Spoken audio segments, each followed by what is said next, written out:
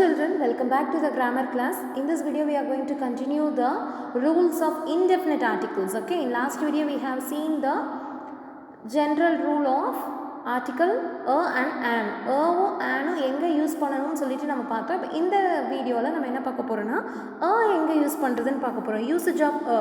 and வந்து நான் ஏற்கனவே உங்களுக்கு சொன்ன மாதிரி it is used before the vowel sound, singular vowel sound.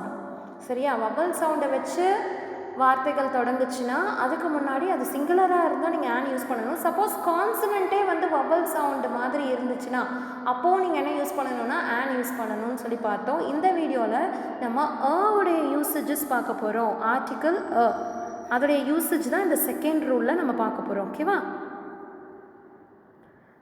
So points to remember மாதிரி கொடுத்துருக்காங்க பாருங்கள். Indefinite article an is used when we talk of a thing or a person that is indefinite or that is mentioned for the first time. முதல் தடவை குறிக்கும் போதோ அல்லது சிங்குலரில், நல்லா ஞாபகம் வச்சுக்கோங்க, சிங்குலரில் முதல் தடவை குறிக்கும் போது, அதே மாதிரி சென்ஸ் ஆஃப் ஒன்னு சொல்கிற கான்செப்டில் வரும்போது நீங்கள் என்ன யூஸ் பண்ணணும்? யூஸ் பண்ணணும். Next, indefinite article is also use to express a class. கிளாஸ்னால் எனி அப்படின்னு சொல்லும்போது, எனின்னு சொல்லிட்டு ஜென்ரலாக சொல்லும்போது நீங்கள் என்ன யூஸ் பண்ணலாம்? அல்லது ஆன் யூஸ் பண்ணலாம். சரியா, அதில் வந்து கான்சனன்ட் சவுண்டுக்கு முன்னாடி யூஸ் பண்ணுவோம், ஆன் வந்து வவல் சவுண்டுக்கு முன்னாடி யூஸ் பண்ணுவோம். ஸோ இங்கே பாருங்கள், ஒரு சர்டைன் ரூல்ஸ் கொடுத்துருக்காங்க. யூசேஜ் ஆஃப் க்கு ஃபர்ஸ்ட் ரூல் என்னன்னு பாருங்கள். Before a singular or countable common noun, when it is mentioned for the first time, represent to no particular person or a thing. அதாவது common noun, பொதுவாக ஒரு நவுனை நம்ம first time சொல்கிறோம் அப்படின்னா, common நவுன்னாலே என்னது? யாரையும் பாயிண்ட் அவுட் பண்ணாமல் ஜென்ரலாக சொல்கிறது தானே காமன் நவுன். ஸோ காமன் நவுனை ஃபர்ஸ்ட் டைம் நம்ம யூஸ் பண்ணுறோம் அப்படின்னா அங்கே நீங்கள் என்ன யூஸ் பண்ணலாம்? யூஸ் பண்ணலாம். யூசேஜ் ஆஃப் தான் நம்ம இந்த வீடியோவில் பார்க்குறோம். ஓகேவா? So I need a book. என்ன புக்குன்னு நான் மென்ஷன் பண்ணலான்னா ஒரு book. 12 inches make a foot. 1 foot சொல்கிறாங்க. Next, a beggar came to my door. ஒரு பிச்சைக்காரன் வந்தான். ஸோ இது ஜென்ரலாக அந்த பிச்சைக்காரன் ஆனா பொண்ணா அப்படின்னா ரொம்ப ஸ்பெசிஃபிக்காக சொன்னாங்கன்னா அது வந்து வரும் அங்கே டெஃபினட் ஆர்டிக்கல் ஆகிடும். ஆனால் ஜென்ரலாக காமன் நவுனை சொல்லும் போது நீங்கள் என்ன யூஸ் பண்ணலாம்? யூஸ் பண்ணலாம். Please get me a scooter. ஏதாவது ஒரு ஸ்கூட்டர், என்ன ஸ்கூட்டர் கம்பெனின்னு மென்ஷன் பண்ணல. சரியா, she gave her a notebook. என்ன நோட் புக்குன்னு மென்ஷன் பண்ணல. ஸோ அப்போ இங்கே ஃபர்ஸ்ட் ரூல் என்னன்னு பார்த்தீங்கன்னா யூசேஜ் ஆஃப் ங்கிறத நீங்கள் எங்கே யூஸ் பண்ணணும் அப்படிங்கிறத இங்கே பார்த்துட்ருக்கோம். அதில் ஃபர்ஸ்ட் ரூல் என்னன்னு பார்த்தீங்கன்னா, காமன் நவுன் வரும்போது அது ஃபர்ஸ்ட் டைம் காமன் நவுனை யூஸ் பண்ணுறப்போ அதுவே ரிப்பீட்டடாக வந்ததுன்னா நீங்கள் யூஸ் பண்ணணும். First time common noun use பண்ணும்போது நீங்கள் என்ன யூஸ் பண்ணணும்? யூஸ் பண்ணலாம் அப்படிங்கிறது ஃபர்ஸ்ட் ரூல். நெக்ஸ்ட் ரூல் பாருங்கள். Before a singular countable noun, before a singular countable noun which is used to single out some person or something as a representative of class of things and animals and person. அதாவது group of பர்சனை ஒரே விஷயமாக சொல்கிறது. சரியா, ஒரு class, ஒரு complete ஒரு class, ஒரு இது கிளாஸ்னால் வந்து இந்த இடத்துல நீங்கள் படிக்கிற ஸ்கூலுடைய கிளாஸ் கிடையாது. இந்த இடத்துல கிளாஸ் அப்படின்னா குரூப்னு அர்த்தம். இந்த இடத்துல கிளாஸ் மீன்ஸ் குரூப், ஒரு group. For example, a cow is a useful animal. இந்த இடத்துல அ கவ் அப்படிங்கிறது வந்து ஒரு மாடை மட்டும் சொல்லலை, எல்லா பசுமாடுமே ரொம்ப யூஸ்ஃபுல்லாக தான் இருக்கும். அப்போ சென்ஸ் ஆஃப் எனின்னு சொல்லும்போது இந்த மாதிரி ஃபஸ்ட்டு பார்க்கும்போது ஒன்னுன்னு பார்த்தோம். எனின்னு சொல்லும்போது ஜென்ரலாக நம்ம ஒரு மாட்டுடைய இனத்தையே நம்ம சொல்கிறோம், ஆனால் சிங்குலர் கான்செப்டில் சொல்கிறோம். கவுனாலே அதுக்குள்ளே என்ன அடக்கும்? எல்லா மாடுகளும் தானே அடக்கும். அதே மாதிரி அ ரோஸ் இஸ் பியூட்டிஃபுல் ஃப்ளவர் அப்படின்னு சொல்கிறோம். ஒரு ரோஸ் தான் பியூட்டிஃபுல்லாக இருக்குமா? நாங்கள் யூஸ் பண்ணியிருக்கனால 1 flower கிடையாது. அந்த இடத்துல ரோஸ் அப்படிங்கிறது அந்த ரோஸுடைய இனத்தையே நான் சொல்கிறேன். அப்போது ஒரு பொருளோ அல்லது ஒரு நபருடைய, ஒரு பர்சனுடைய இனத்தையே சேர்த்து நம்ம சிங்குலராக ஒன்னாக சொல்லும்போது நம்ம அங்கே என்ன யூஸ் பண்ணலாம்? யூஸ் பண்ணலாம். Rose is beautiful flower. இப்போ அதே beggar cannot be a chooser. Beggar எப்போவுமே பிச்சைக்காரங்க வந்து சூஸ் பண்ண முடியாது. நம்ம என்ன கொடுக்குறோமோ அதை தான் அவங்க வாங்க முடியும். இதுதான் வேணும்னு கேட்டு வாங்க முடியாது இல்லையா? அப்போ பெக்கருங்கிறது ஒரு பெக்கருக்கு மட்டும்தான் அந்த நிலைமையா? எல்லா பெக்கரையும் சேர்த்து தான் சொல்கிறாங்க. அப்போ எந்த பிச்சைக்காரனாக வேணால் இருக்கலாம். சரியா, அடுத்ததா son should be obedient. Son should be ஒபீடியன்ட்னா ஒரு பையன் மட்டும்தான் ஒபீடியண்ட்டாக இருக்கணுமா? மகன்னா ஒரு பையன் எப்போவுமே ஒரு பெற்றோருக்கு ஒபீடியண்ட்டாக இருக்கணும் அப்படின்னு சொல்லும்போது அது ஜென்ரலாக ஒரு கான்செப்ட். அப்போ ஒரு பையங்கிறது இங்கே எல்லாரையும் குறிக்குது, எல்லா சன்னையும் குறிக்குது. சரியா? அப்போது ஒரு பொருளை வச்சு எல்லாத்தையும் நம்ம மீன் பண்ணி சொல்லும் போது அங்கேயும் நீங்கள் என்ன யூஸ் பண்ணலாம்? ஆர்டிக்கல் யூஸ் பண்ணலாம். Next, to make a common noun of a proper noun to express quality. ஒரு proper noun name of the பர்சனை வச்சு நீங்கள் காமனாக ஒரு விஷயத்தை சொல்கிறீங்க, ஒருத்தங்களுடைய குணத்தை சொல்கிறீங்க. சரியா? அப்படி இருக்கும்போது நீங்கள் என்ன யூஸ் பண்ணலான்னா நீங்கள் யூஸ் பண்ணலாம். For example, Shylock is living in my neighbourhood. Shylock அப்படிங்கிறவங்க வந்து ஷேக்ஸ்பியரோட ட்ராமாவில் மர்ச்சன்ட் ஆஃப் வெனிஸ் ட்ராமாவில் ஒரு க்ரூயலான மணி லெண்டர், ரொம்ப மோசமான மணி லெண்டர், கஞ்ச பிசினாரி, அதே மாதிரி ரொம்ப வட்டிலாம் அதிகமாக வாங்குகிறான். ஸோ அப்போ ஷைலாக் இஸ் மை நெய்பர் அப்படின்னா லிவிங் இன் மை நெய்பர்ஹுட் அப்படின்னு சொல்லும் போது எங்கள் வீட்டு பக்கத்தில் ஷைலாக் வாழறான்னா அந்த இடத்துல ஷைலாக்கை சொல்லலை, ஷைலாக் மாதிரி ரொம்ப கஞ்சம் பிடிச்சவன், கஞ்சத்தனமாக இருக்கிறவன், க்ரூயலான பர்சன் வாழறான்னு அர்த்தம். இவர் பெரிய ஷேக்ஸ்பியர் இப்படிலாம் கேட்பாங்க தெரியுமா? ஸோ எதுக்கு ட்ராமா யாராவது எழுதுனாங்கன்னா பெரிய ஷேக்ஸ்பியரை நினப்பு, பெரிய ஏஆர் ரஹ்மான் நினப்பு, மியூசிக் கம்போஸ் பண்ணாங்கன்னா. அப்படின்னா அங்கே ஏஆர் ரஹ்மானையா சொல்கிறாங்க? ஏஆர் ரஹ்மான் மாதிரி குவாலிட்டி, அந்த குவாலிட்டியை சொல்கிறாங்க. அப்போது ஒரு நேம் ஆஃப் த பர்சனை வச்சு நம்ம ஒருத்தங்களுடைய குவாலிட்டியை மீன் பண்ணி சொல்கிறப்போ அங்கே நீங்கள் என்ன யூஸ் பண்ணலாம்? யூஸ் பண்ணலாம். இங்கே பாருங்கள், he is a Vikramaditya known for his fairness. இந்த இடத்துல ஃபேர்னஸ்னோடனே உடனே வெள்ளையாக இருக்கிறது, ஸ்கின் டோன் கிடையாது. இங்கிலீஷில் same words used in different parts of ஸ்பீச்சுன்னு சொல்லுவாங்க, நிறைய மீனிங் இருக்குது. ஸோ இந்த இடத்துல ஃபேர்னஸ் அப்படின்னா என்ன அர்த்தம் அப்படின்னா ஹோமோனிம் இது. ஜஸ்ட் மேன்னா நேர்மையானவன். விக்ரமாதித்யன் கதையெல்லாம் கேள்விப்பட்டிருப்பீங்க, அவர் ரொம்ப நேர்மையாக ஆட்சி செய்வார், நியாயத்தை கொடுப்பார். இதுமாதிரி கிங் சாலமன், பைபிளில் வர கேரக்டர் கிங் சாலமன், அவர் வந்து அவரும் நல்லா நேர்மையாக வந்து ஆட்சி புரிஞ்சாங்க. அதே மாதிரி தமிழில் வந்து மனுநீதி சோழன், இந்த கதையெல்லாம் கேள்விப்பட்டிருப்பீங்க. இதெல்லாம் எதுக்காக சொல்கிறாங்க அப்படின்னா அந்த person he is a Vikramaditya known for his fairness. இவன் வந்து நேர்மையாக அந்த மாதிரி எல்லாருக்கும் சரியாக நல்லா நடந்துக்கிறதுனால இவன் விக்ரமாதித்யன் மாதிரியே இருக்கான் அப்படின்னா வந்து நிஜமான விக்ரமாதித்யன் நாங்கள் சொல்லலை, விக்ரமாதித்யன் குணம் அவனுக்கு இருக்குது. அப்போது ஒருத்தங்களுடைய பேரை வச்சு ஒரு காமனாக ஒரு குவாலிட்டியை சொன்னோன்னா அங்கேயும் நீங்கள் என்ன யூஸ் பண்ணலாம்? யூஸ் பண்ணலாம்.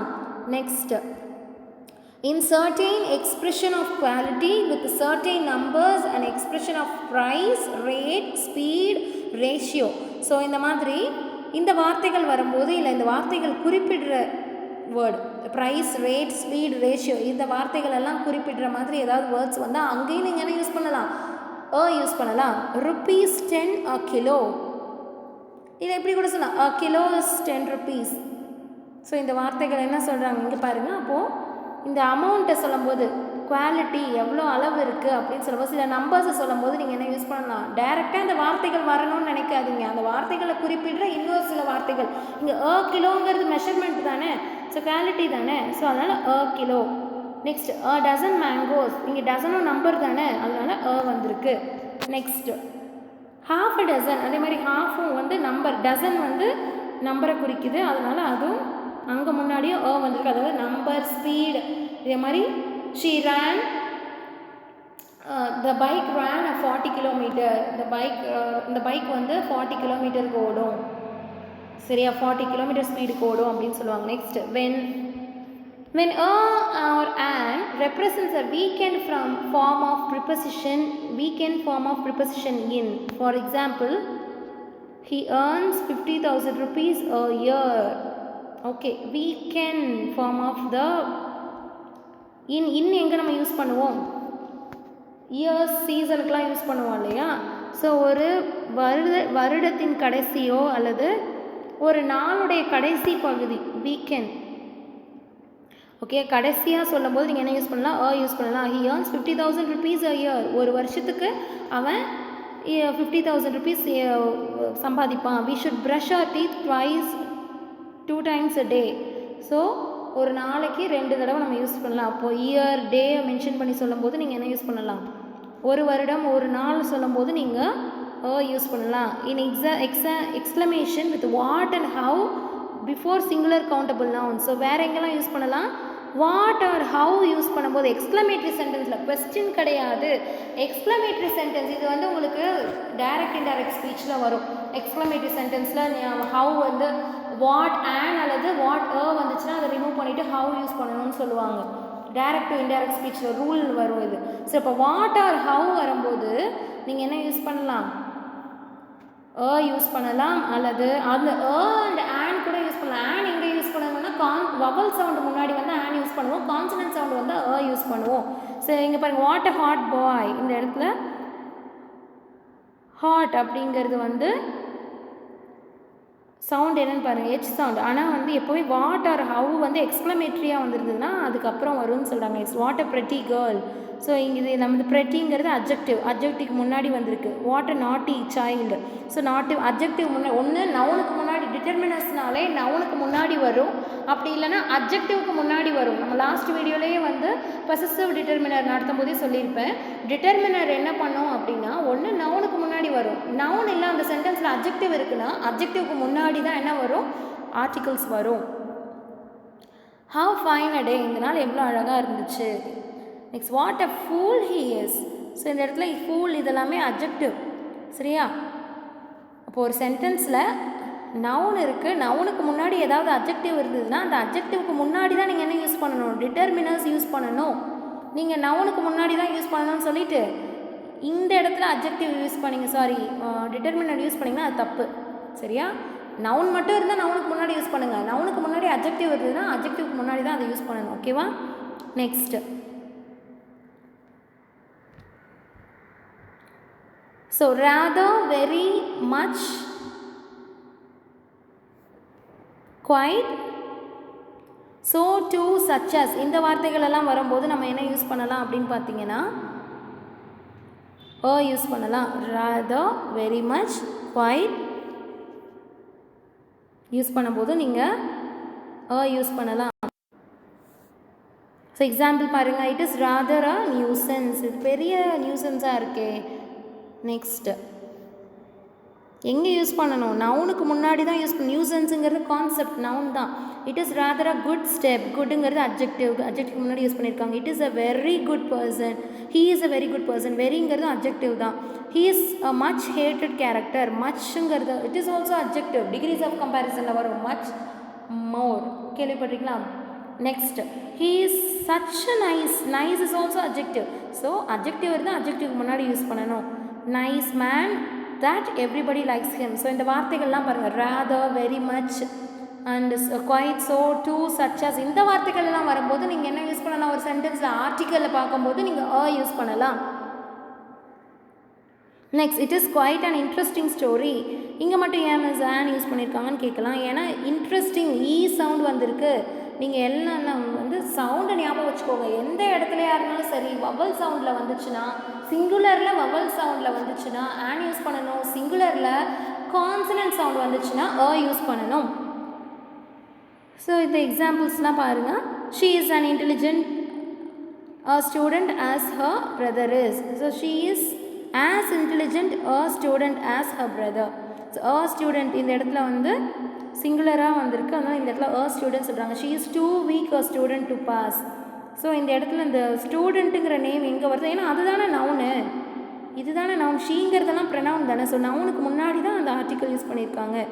Next, she is so weak a student. இந்த இடத்துல இந்த too weak, so weak இதெல்லாமே பார்த்தீங்கன்னா ஆஸ், டு, ஸோ இது எல்லாமே அப்ஜெக்டிவ்க்கு முன்னாடி தான் வரும். சரியா? ஏன்னா இது டிகிரிஸ் ஆஃப் கம்பேரிசனில் பார்த்தீங்கன்னா உங்களுக்கு தெரியுது. டூ மெத்தட் வந்து சிம்பிள் காம்பவுண்ட் காம்ப்ளெக்ஸில். ஸோ இந்த ஆஸ், டு, ஸோ இது மூணுமே அப்ஜெக்டிவ் பக்கத்தில் வரும். அதனால் அந்த இடத்துல நீங்கள் என்ன போட முடியாது? ஆர்டிக்கல் போட முடியாது. அதனால் இந்த 3 எக்ஸாம்பிளில் மட்டும் ஆர்டிக்கலை நம்ம எங்கே போட்டுட்டோம்? நவுன் பக்கத்தில் போட்டுட்டோம். சரியா? ஸோ இந்த ஆஸ், டு, ஸோ மட்டும் இருக்கா, இது உங்களுக்கு தெரிஞ்சுக்கோங்க. எரர் ஸ்பாட்டிங்கில் யூஸ் ஆகும். சரியா?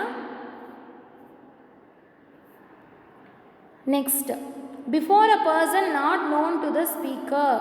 For example, Mr Gupta, some Mr Gupta, Mrs Sharma, some Mr Sharma. அதாவது யாருன்னே தெரியாத ஒரு பர்சன், நமக்கு கரெக்டாக அவங்க யாருன்னு தெரியாது, ஆனால் எந்த ஃபேமிலியிலேருந்து வந்திருக்காங்கன்னு மட்டும் தெரியும். அப்போ வந்து என்ன சொல்லுவீங்க? ஸோ இங்கே மிஸ்டர் குப்தா ஃபேமிலியிலேருந்து யாரோ வந்திருக்காங்க. யாரோங்கிறது நமக்கு என்ன தெரியும், அதனால் மிஸ்டர் குப்தா, யாரோ மிஸ்டர் குப்தா ஃபேமிலியிலேருந்து வந்திருக்காங்க. மிஸ்ஸஸ் ஷர்மா. மிஸ்ஸஸ் ஷர்மானா மிஸ்ஸஸ் ஷர்மாவை பற்றி இங்கே சொல்லலை, மிஸ்ஸஸ் ஷர்மா குடும்பத்திலேருந்து யாரோ ஒருத்தங்க வந்திருக்காங்க. அப்போ யாருமே தெரியாத ஒருத்தங்க வந்திருக்காங்க அப்படிங்கிறப்போ அன்னோன் பர்சனை சொல்லும்போது நீங்கள் என்ன யூஸ் பண்ணலாம், அதே மாதிரி he is next Sachin. So இவன் அடுத்த சச்சினாக இருப்பான். அந்த இடத்துல சச்சினை குறிக்கல, அங்கே சச்சின் மாதிரி ஒரு குவாலிட்டி இருக்கிற பையனை சொல்கிறேன். சரியா? Next, before the verbs used as noun. சில நேரங்களில் வேர்ப் நவுனாக யூஸ் பண்ணலாம். ஃபார் எக்ஸாம்பிள் ரெயின்ன்ற வார்த்தையை நீங்கள் வேர்பாகவும் யூஸ் பண்ணலாம், நவுனாகவும் யூஸ் பண்ணலாம்.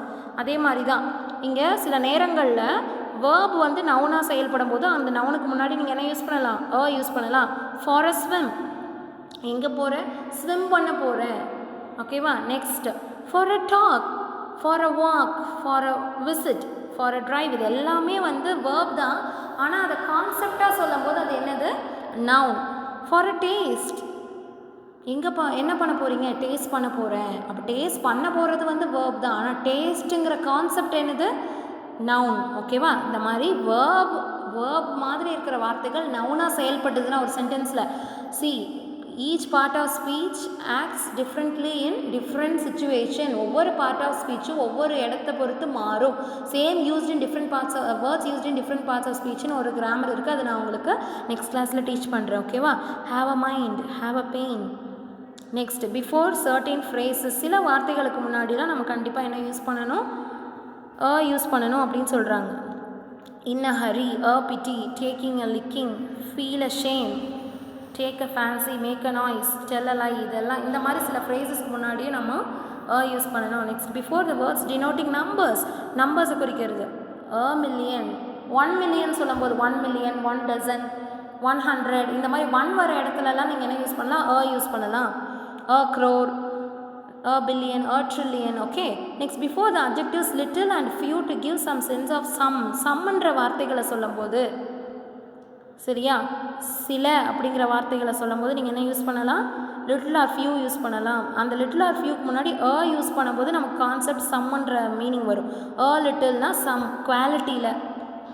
ஃபியூங்கிறது சம் தான், நம்பரில் சொல்லும்போது. எக்ஸாம்பிள் பாருங்கள், I have little money to buy a house. இந்த இடத்துல லிட்டிலுங்கிறது இந்த இடத்துல இந்த இடத்துல லிட்டில் அண்ட் லிட்டிலுக்கு டிஃப்ரென்ஸ் கொடுத்துருக்காங்க. I have little money to buy a ஹவுஸ்னால் என்கிட்ட கொஞ்சம் தான் பணம் இருக்குது. So please give me little sugar. லிட்டிலுங்கிறது என்னது, லிட்டிலுங்கிறது சம், குவாலிட்டி. ஆக்சுவலி இங்கே குவாலிட்டின்னு கொடுத்துருக்காங்க, குவான்டிட்டி. ஓகேவா? Next,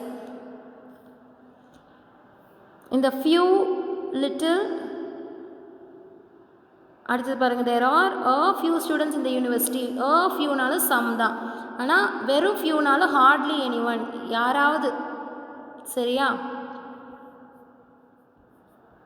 next, last rule, there is no plural of a and some or any is the equivalent of the plural. So க்கும் ஆனுக்கும் plural form கிடையாது. Some அல்லது எனி வேணால் ப்ளூரல் ஃபார்மாக வரலாம். a house, some horses, any horses, an orange, some oranges or any oranges. இந்த இடத்துல house தான் ஹார்சஸ்னு கொடுத்துருக்காங்க. சரியா? Houses, some houses or any houses.